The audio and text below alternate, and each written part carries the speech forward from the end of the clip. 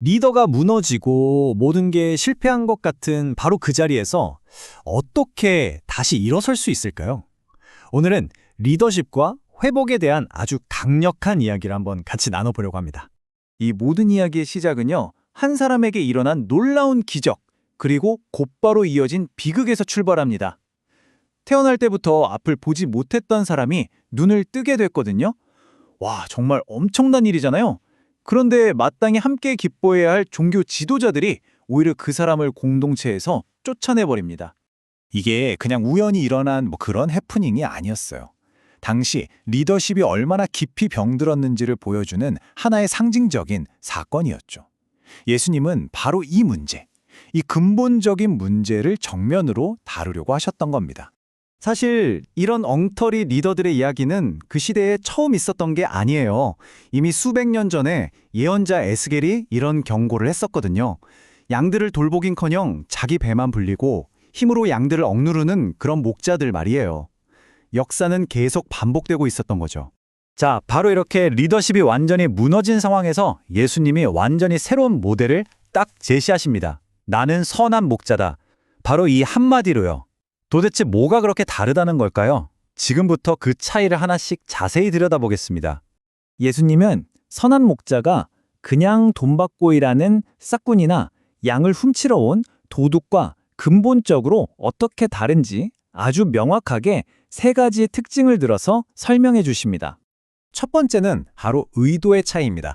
진짜 목자는요, 도둑처럼 몰래 담을 넘어오지 않아요. 왜냐하면 양들을 해치려는 게 아니라 돌보러 온 거니까요. 아주 당당하게 정식으로 문을 통해서 들어온다는 거죠.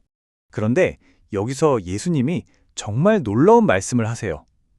내가 바로 그 문이다. 이게 무슨 뜻일까요? 양들이 안전하게 드나들 수 있는 유일한 통로가 바로 자기 자신이라는 그야말로 엄청난 선언인 겁니다. 두 번째 특징, 이게 정말 중요한데요. 바로 인격적인 관계입니다. 선한 목자에게 양들은 그냥 한 무리가 아니에요. 셀 수 있는 숫자가 아니라는 거죠. 한 마리 한 마리의 이름을 다 알고 그 양이 지금 어디가 아픈지, 뭘 두려워하는지 속속들이 아는 그런 깊은 관계라는 겁니다. 바로 이 서로를 아는 것이 신뢰의 핵심이에요. 양들은 세상에 수많은 다른 소리가 들려와도 자기를 아는 그 목자의 음성은 기가 막히게 알아듣고 따릅니다.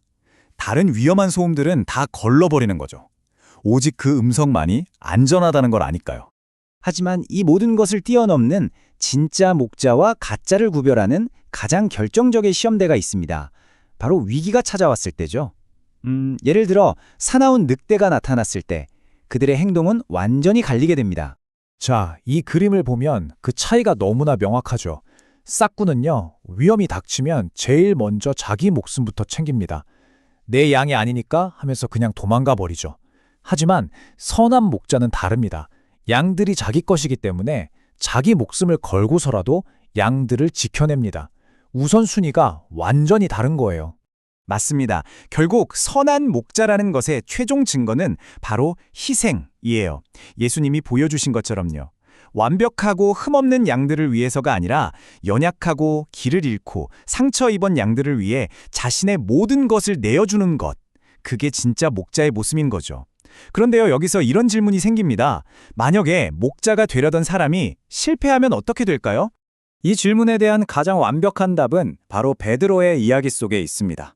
누구보다 예수님을 사랑한다고 자신했지만 정말 처절하게 실패했고 또 그 누구보다 큰 은혜로 다시 일어선 인물이죠. 기억하시죠? 절대 주님을 버리지 않겠습니다. 그렇게 큰 소리치던 베드로였잖아요. 하지만 그 약속은 하룻밤도 가지 못했습니다. 두려움 앞에서, 사람들 앞에서 무려 3번씩이나 예수님을 모른다고 부인하면서 완전히 무너져 내렸습니다. 그 깊은 실패감과 죄책감 속에서 허우적대던 베드로에게 부활하신 예수님이 찾아오셨습니다. 그리고 그의 3번의 부인을 마치 치유하시려는 듯 똑같이 3번 물으시죠. 네가 나를 사랑하느냐? 이건 절대 다그치는 질문이 아니었어요. 3번의 실패를 3번의 새로운 사명으로 바꿔주시는 놀라운 회복의 순간이었습니다. 바로 이 부분이 오늘 이야기의 핵심입니다, 여러분.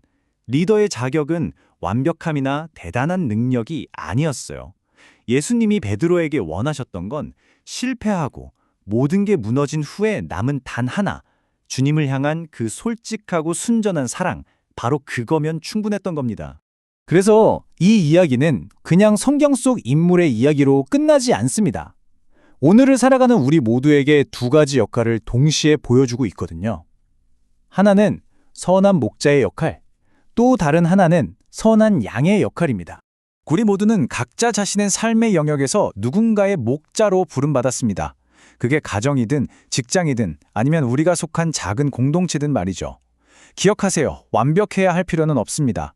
베드로처럼 우리가 먼저 받은 그 사랑으로 주변 사람들을 돌보고 섬겨주는 것, 바로 그게 우리의 역할입니다. 그리고 동시에 우리는 모두 선한 양이 되어야 합니다.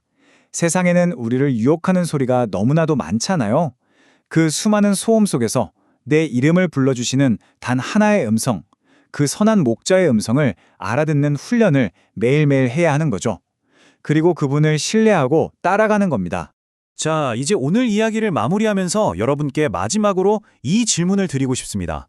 여러분의 삶이라는 목장에는 하나님이 누구를 맡겨주셨나요? 당신이 돌봐야 할 양은 누구입니까? 그리고 동시에 지금 당신은 누구의 음성을 가장 귀 기울여 듣고 따라가고 있나요?